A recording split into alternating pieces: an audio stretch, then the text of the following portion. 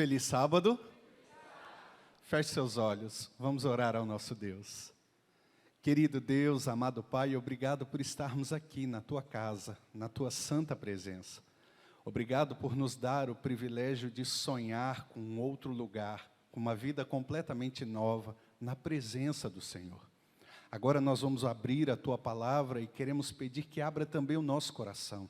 Fala conosco, Senhor, nos diga a Tua vontade e nos ajude, nos anime a vivê-la todos os dias, até que o Senhor finalmente volte para nos buscar.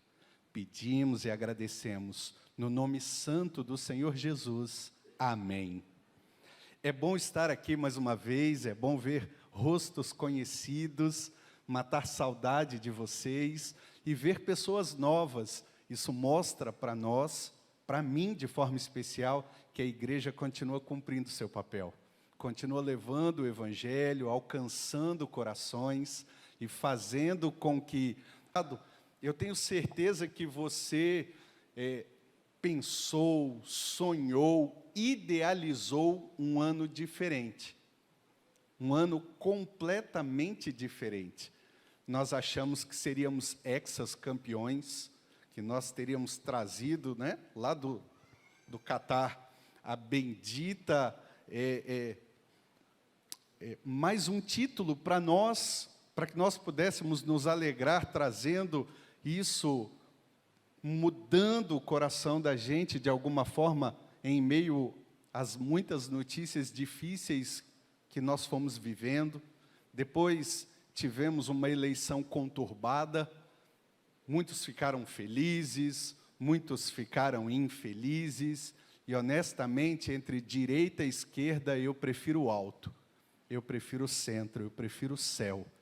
Então, para mim não importa de verdade se você está triste ou feliz, porque o meu ainda não voltou para me dar o reino e a vitória que eu tenho sonhado tanto.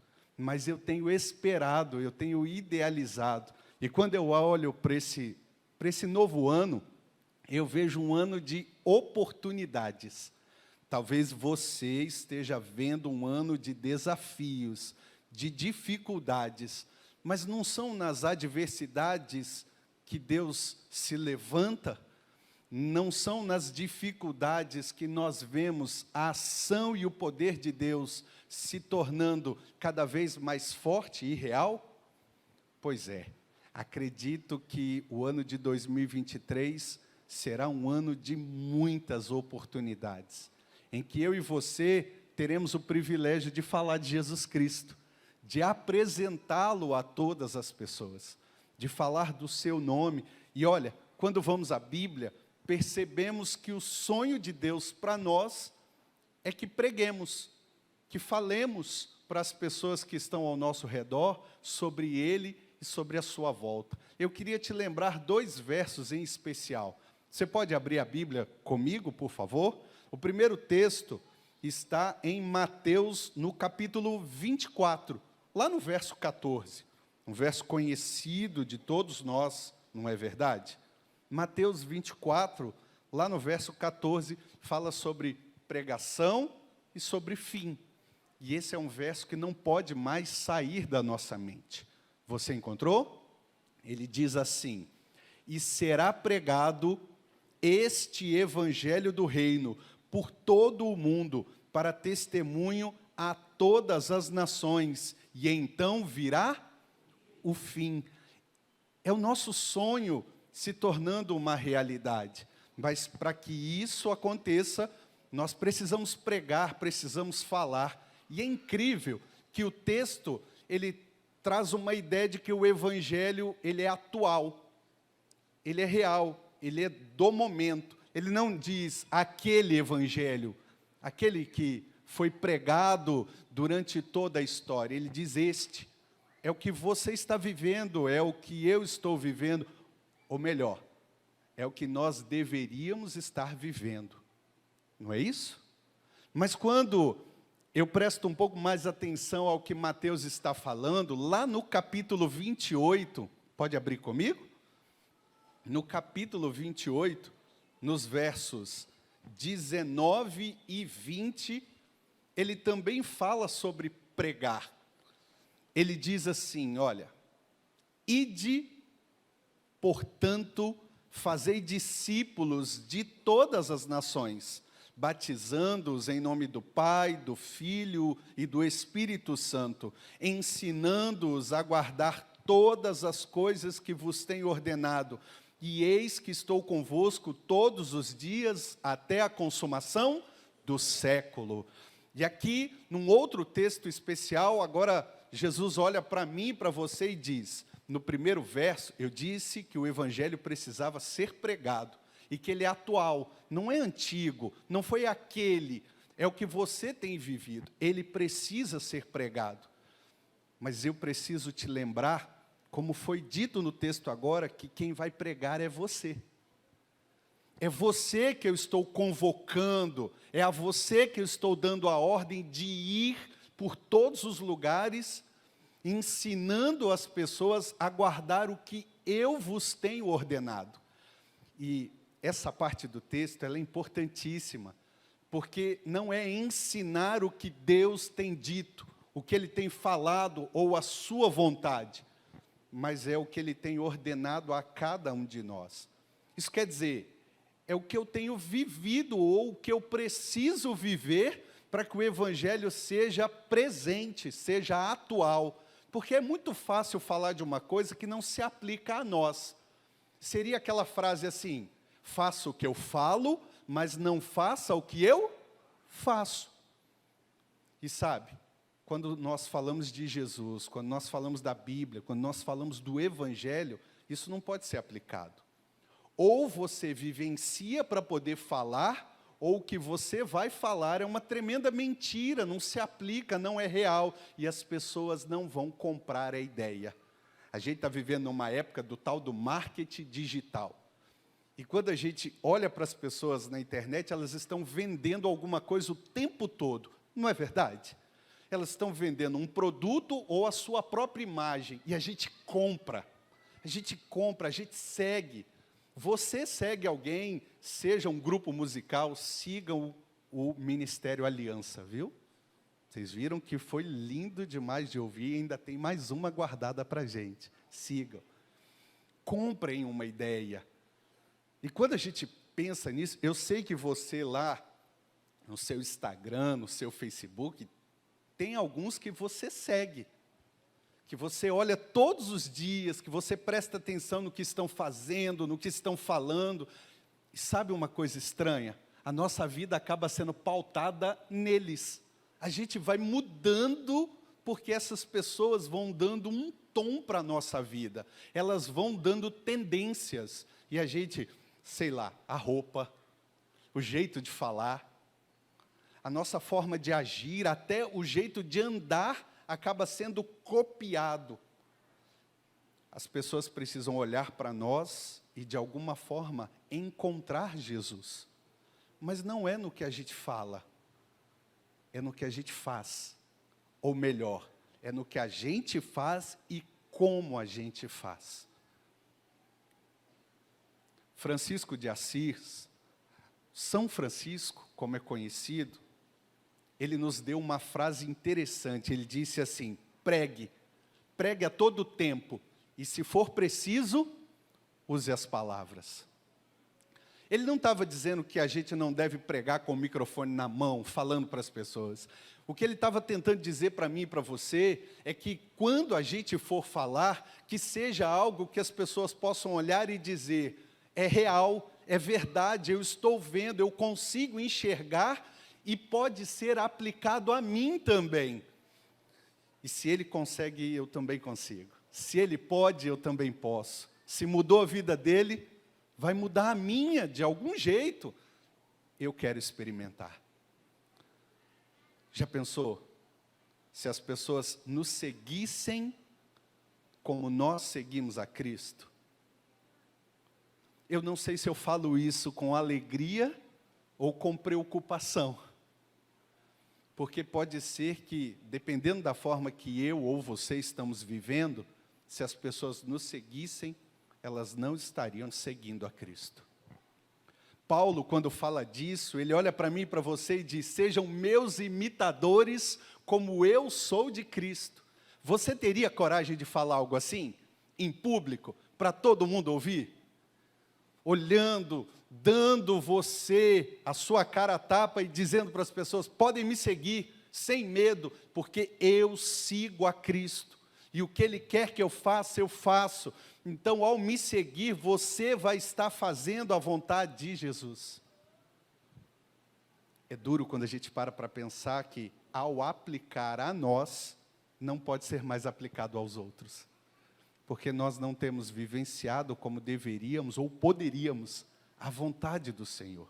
E é nesse momento que Ele olha para mim e para você e diz: é você que eu quero que faça. Diferente dos outros, é você que eu quero que faça. Já percebeu que sempre que nós vamos pregar, que nós pegamos a Bíblia, nós escolhemos um personagem para falar deles? Já? Eu tenho certeza que um bom pregador tem sempre o seu personagem preferido. O meu é Pedro. Pedro no Novo Testamento e Moisés no Antigo Testamento. Moisés, porque ele é um tipo de Cristo. E todas as vezes que eu olho para ele, em todas as suas dificuldades, eu ainda consigo ver a ação de Deus. E Pedro, porque é o que mais se parece comigo, ou melhor, sou eu que mais me pareço com ele. Teimoso, insistente, turrão, exagerado. Mas e se a Bíblia tivesse o seu nome? E se não fosse Pedro, Paulo, João? Se não fosse Eliseu, Elias, Moisés? E se fosse o seu, o meu ali? Deixa eu te contar uma coisa. O maior desejo de Deus é que você pare de pregar os personagens da Bíblia e comece a pregar o que Deus tem feito na sua. E eu posso provar. Eu quero convidar você a abrir a sua Bíblia junto comigo em 1 Pedro, no capítulo 2, no verso 9 e 10. 1 Pedro, capítulo 2, versos 9 e 10.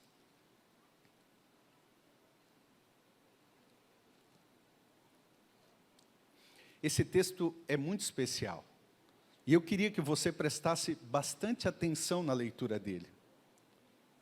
Pedro, ao escrever, diz assim: vós, porém, sois raça eleita, sacerdócio real, nação santa, povo de propriedade exclusiva de Deus, a fim de proclamardes as virtudes daquele que vos chamou das trevas para a sua maravilhosa luz.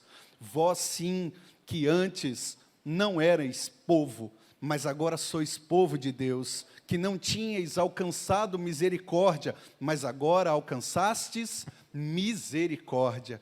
Esse texto é muito especial. Primeiro, Pedro olha para mim e para você, de forma especial para nós. Melhor, vamos esquecer Pedro, vamos aplicar direto a Cristo. Ele olha para mim e para você, não para os que estão lá fora. Por favor, esqueçam eles. Agora é com você, é comigo. Ele olha para nós e diz: vocês são raça eleita. Amém? Vocês são sacerdócio real. Vocês são nação santa. São povo de propriedade exclusiva de Deus. É maravilhoso quando eu escuto isso, porque agora eu me sinto realmente incluído. A lição da escola sabatina falou sobre fazer parte da família de Deus. Quando eu leio esse texto, eu tenho certeza absoluta disso. Deus não me pegou num canto, Ele me escolheu.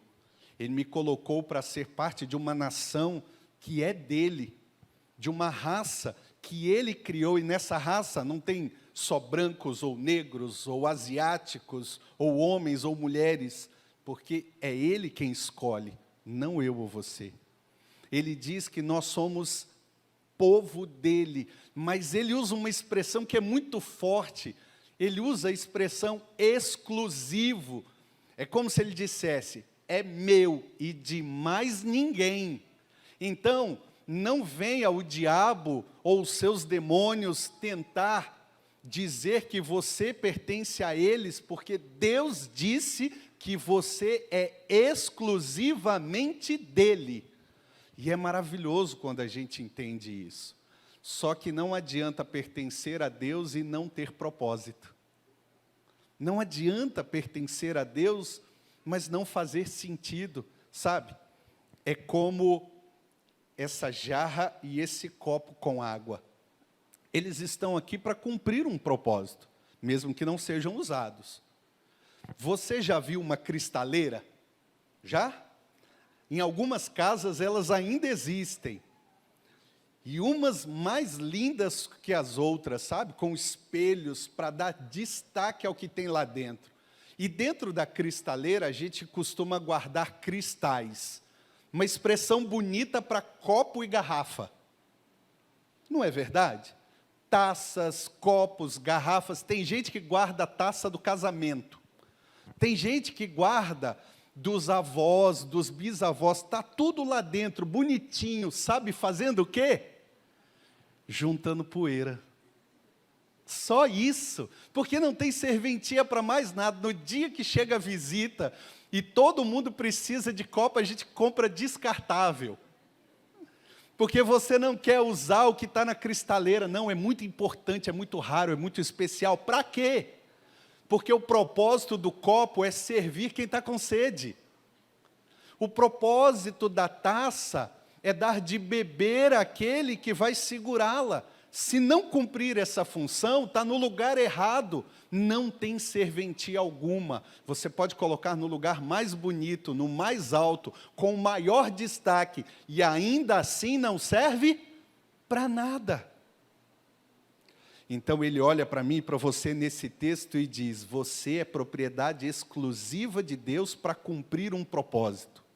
E o propósito que ele deu para mim e para você é falar, testemunhar daquele que nos tirou das trevas e nos trouxe para a sua maravilhosa luz. Daquele que nos tirou das trevas. E é fantástico, porque quando a gente vai para a Bíblia, a gente encontra pessoas assim: Pedro, Paulo, Elias, Eliseu, Moisés e tantos outros foram homens e mulheres que foram tirados das trevas e levados à maravilhosa luz de Cristo. E enquanto viveram, tentaram de alguma forma apresentar isso para as outras pessoas. Mas quem vive de passado é museu.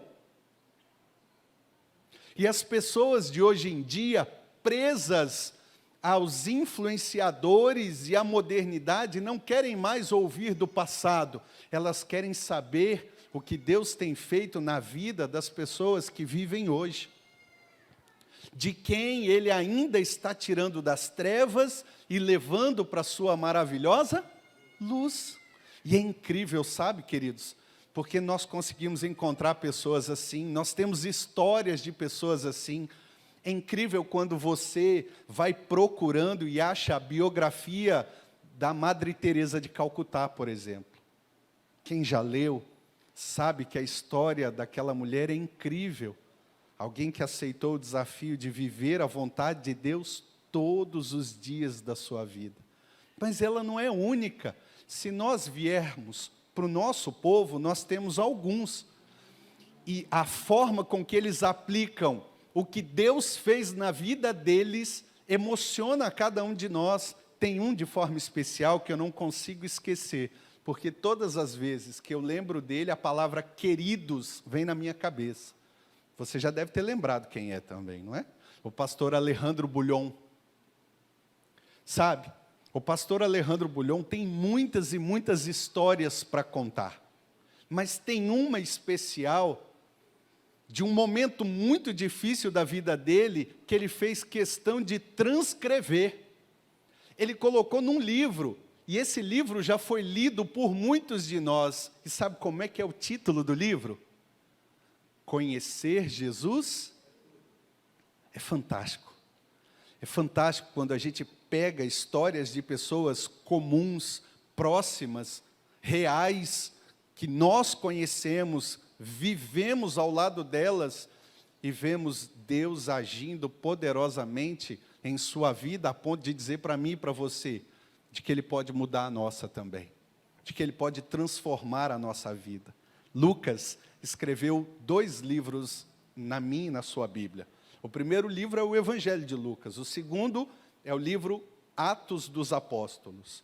No primeiro, no Evangelho de Lucas, ele está escrevendo para um homem chamado Teófilo. E ao escrever, ele diz que examinou todas as coisas e pegou o testemunho das pessoas que viveram aquele momento ao lado de Cristo, para que ele tivesse os fatos mais atuais e pudesse levar a Teófilo.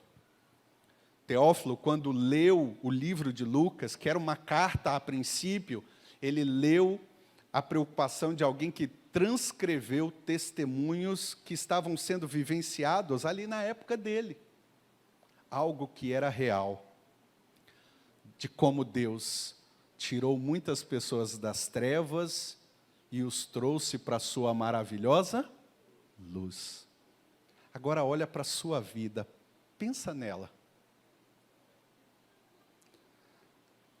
Eu tenho certeza que cada um de nós tem um livro para escrever, uma história para contar, de como Deus foi movimentando a nossa vida e nos tirando da escuridão, da falta de conhecimento, da incapacidade de saber quem Ele é, e foi nos trazendo pouco a pouco para a sua luz e para o prazer de falar dEle. A gente fala de tanta coisa, a gente fala de futebol, a gente fala de política, a gente fofoca da vida dos outros. Chegou a hora da gente falar da nossa vida e de como Deus tem transformado ela pouco a pouco. É verdade, nós temos medo de abrir o que acontece conosco. Temos medo da forma com que as pessoas vão nos julgar, da forma com que as pessoas vão pegar as informações e vão manipular. Mas se nós nos prendermos a apenas isso, nós não vamos falar de Jesus. E Ele precisa que as pessoas saibam o que Ele está fazendo na sua vida, na minha vida. Sempre me perguntam, e eu teimo em responder a mesma coisa. Pastor, o senhor já chegou ao ideal de Deus? Não.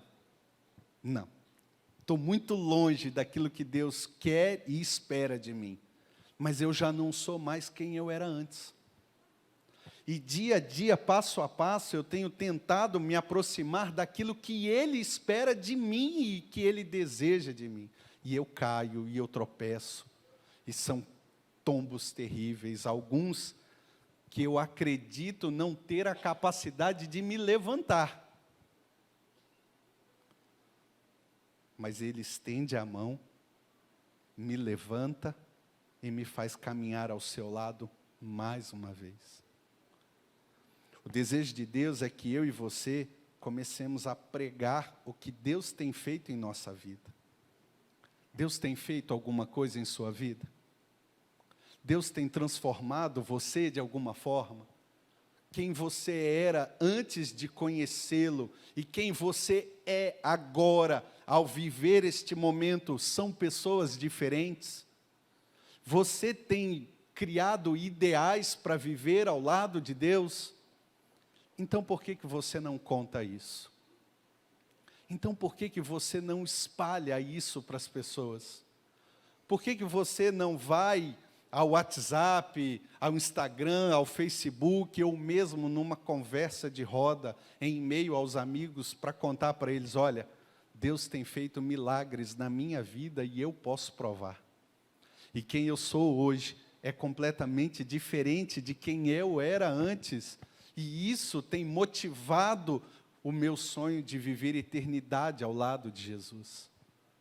Mateus 24:14 diz que o Evangelho precisa ser pregado a todo mundo, para então vir o fim, para que o dia que a gente sonha possa finalmente se tornar uma realidade. Mas isso não vai acontecer se a gente continuar abrindo a Bíblia para falar dos outros. Está na hora da gente começar a falar do que Deus tem feito em nós. E o que Ele vai fazer através de nós para alcançar muitas outras pessoas. É incrível que Deus tem levantado homens e mulheres ao redor do mundo para falar o que você vive dia a dia. Tem incentivado pessoas a escrever aquilo que você tem lutado para alcançar. Já repararam que há mais de 10 anos nós entregamos um livro com o propósito de falar de esperança? Já? Você participa disso de alguma forma, entregando, lendo, participando, mas se eu e você tivéssemos e aceitássemos o desafio de pregar de nós mesmos, e não para exaltar você, porque todas as vezes que você tenta exaltar você mesmo, como um professor me disse, você está exaltando a minhoca. Mas quando você aceita o desafio de falar de Deus, e de como Ele tem mudado a sua vida, o nome dEle será engrandecido. O nome dEle será exaltado na vida das outras pessoas. Deus nos escolheu para cumprir um propósito. E esse propósito é levar pessoas a se relacionar com Deus. A gente tem uma dificuldade de entender isso, porque relacionamentos têm sido as coisas que o diabo mais tem destruído em nossa vida. Você pode ter mais de 1000 pessoas lá no Facebook, mas não consegue ter 5 perto de você. Já percebeu que a gente fala muito nas palavras seguidores, engajamento, mas a gente não vive relacionamento de verdade? De sentar, de bater papo, de conversar, de abrir o coração, de ter pessoas a quem você não vai ter medo de dizer os motivos pelos quais elas devem orar por você? Os relacionamentos têm se desfeito de tal forma que a palavra mais importante no texto que nós vamos ler agora é reconciliação. É o nosso último texto. E eu gostaria de convidar você a lê-lo comigo, 2 Coríntios,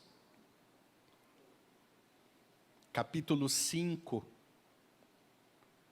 Nossa leitura começa no verso 18.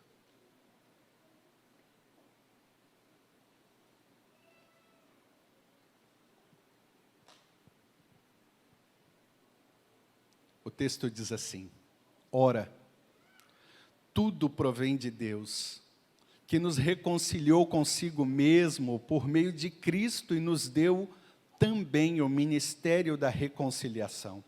A saber que Deus estava em Cristo reconciliando consigo o mundo, não imputando aos homens as suas transgressões, e nos confiou a palavra da reconciliação. De sorte que somos embaixadores em nome de Cristo, como se Deus exortasse por nosso intermédio.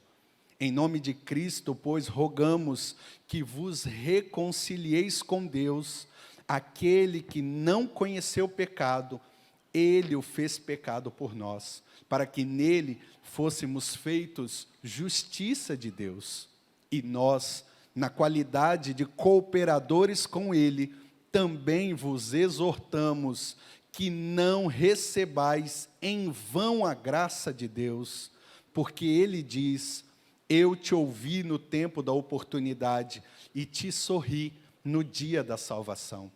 Eis agora o tempo sobremodo oportuno, eis agora o dia da salvação, não dando nós nenhum motivo de escândalo em coisa alguma, para que o ministério não seja censurado. Deus olha para mim e para você e diz: está na hora de você levar as pessoas a se reconciliarem comigo. Porque um dia tivemos o privilégio de viver isso nós também. Um dia alguém veio a nós e, através da palavra de Deus, nos reconciliou com Cristo. E foi um privilégio enorme para nós termos esse relacionamento com Ele refeito mais uma vez. Agora, Deus nos convida a levar isso a outras pessoas. Ele diz: vocês são cooperadores. Ele diz: vocês são embaixadores. E o papel que eu espero é que vocês levem as pessoas a se reconciliarem comigo. Como? Simples, contando como foi a reconciliação de vocês. Contem como nós fizemos as pazes. Contem como foi estar comigo de novo. Contem como é bom andar na minha presença. Contem como é difícil enfrentar os desafios, mas que ao meu lado eu sempre te dou suporte. Contem que quando você cai, eu te levanto. Contem para as pessoas que estar comigo é melhor do que estar com o mundo. Contem que eu vou voltar para buscar vocês e que eu quero levá-los comigo também. Contem. Porque esse foi o papel que Deus nos deu. Talvez a pergunta que fique é: mas eu vou falar do quê? O meu relacionamento com Deus tem sido tão banal, tão fraco, tão desanimado. Eu não sei o que falar porque eu não passo tempo com Deus. Eu já não oro, eu não leio a Bíblia. Eu não sinto vontade de estar na igreja. Na verdade, eu me forço a estar aqui. Do que eu vou falar? Eu não tenho nada para falar. O que me chama a atenção é que o texto não te convida a falar daquilo que você poderia viver, mas daquilo que você vai viver ao lado de Cristo. Comece a orar e conte. Se esforce para ler a Bíblia e fale. Quem sabe, aquele post solitário no Instagram dizendo: hoje eu li a Bíblia. Depois de muito tempo eu voltei a conversar com Deus. Você não faz ideia da quantidade de curtidas que você vai receber. Porque está assim de gente lá fora que há muito tempo não conversa com Deus. E talvez o simples fato de saber que você tentou, estimule elas a tentar também. Conte para elas, sabe, tira uma foto daqui, ó, bonita. Coloca lá e diz: depois de muito tempo eu consegui ir na igreja. Deus falou comigo mais uma vez. Você não faz ideia da quantidade de pessoas que estão prostradas no sofá nesse momento, porque não conseguem se levantar para estar aqui. Não é porque elas não querem, é porque elas não têm forças. E se você as motivá-la, dizendo que você também está lutando, elas vão fazer. Porque não é Pedro e Paulo que importa mais para elas, é você. Não é aqueles que viveram no passado, mas você que está vivendo os desafios do presente, que vai poder contar para ela como tem sido difícil, mas prazeroso buscar a presença do Senhor. E se eu não tiver mais nada para contar? Peça a Deus, diga para Ele: Senhor, me sonda, procura dentro de mim. Porque existem momentos que eu vivi com o Senhor e existem coisas que eu estou vivendo contigo que eu não estou conseguindo enxergar. Abra meus olhos, me faça ver, porque o Senhor é aquele que mais me conhece, melhor me conhece. E se o Senhor me mostrar, eu com certeza terei o que falar. Nós vamos ouvir uma música agora. E enquanto a gente ouve, eu queria desafiar você a tentar. Eu sei que você está com o celular aí. O meu está aqui também. Tira uma foto. Escreve alguma coisa. Coloca lá. Manda no WhatsApp para alguém e diga: olha, eu estou aqui. Eu estou me esforçando. E eu gostaria que você fizesse isso também. O maior desejo de Deus é que você fale. Você possa testemunhar. Você possa contar para as outras pessoas o que Ele tem feito na sua vida. Eu tenho certeza absoluta que existem testemunhos incríveis aqui dentro. coisas maravilhosas que o Senhor fez, que Ele tem feito na vida de cada um de nós que estamos aqui. Hoje, Ele só quer que você fale. Conte para todas as pessoas como Ele tem transformado a sua vida e pouco a pouco tirado você das trevas e levado para a sua maravilhosa luz. Feche seus olhos, vamos orar.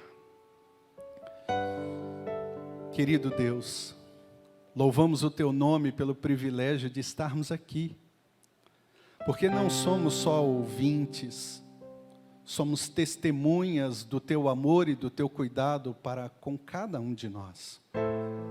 Cada um de nós tem histórias para contar. Algumas que poderiam mudar a história de muitas outras pessoas, se pudessem ser escritas, filmadas. Outras que foram suficientes porque mudaram o nosso coração. Nós temos medo de falar de nós mesmos. É mais fácil apresentar os personagens bíblicos, mas nós também somos personagens. Fazemos parte da história do grande conflito e já escolhemos estar do lado do Senhor. Então, por favor, motiva a cada um de nós a fazermos a diferença nesse ano de 2023. Que ele seja mesmo um ano de oportunidade e que a nossa boca não pare de falar aquilo que nós já vivemos ao lado do Senhor. Que possamos contar no púlpito, nas redes sociais, ou mesmo numa conversa de família, os milagres que o Senhor tem feito em nós. Nos dê a Tua bênção nesse dia tão especial, Pai querido, para que nós possamos aceitar o desafio de sermos arautos do Rei, de sermos ferramentas do Senhor. Pedimos a Tua bênção para todos os que estão aqui dentro deste templo. Pedimos a Tua bênção para todos aqueles que nos viram e ouviram através das redes sociais. E que o Senhor possa, assim como tem feito, alcançar o nosso coração. Pedimos a Tua bênção mais uma vez. E a pedimos no nome do Senhor Jesus. Amém.